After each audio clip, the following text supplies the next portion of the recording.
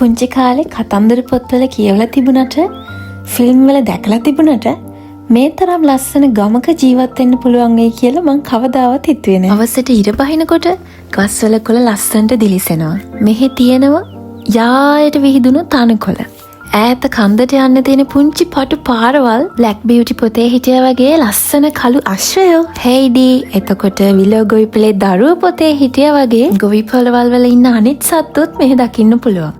හවස් වරුවක මේ පුංචි පටු පාරවල් දිගේ උඩට ගියාම ලස්සන ඉර බැහැගෙන යන වීව් එකක් බලා ගන්න පුළුවන්. ගොඩක් පොත්වල තිබුණනේ කන්ද මුදින චූටියට තිබුණ ගෙයක්. මේකත් එහෙම කන්ද උඩ තියෙන ලස්සන පුංචි ගෙයක්. හැබැයි සත්තුන්ට. මේ ගෙදර මගේ කාමරේ ජන්නලෙට පේන්නේ ඈතින් පේන තිතක් වගේ.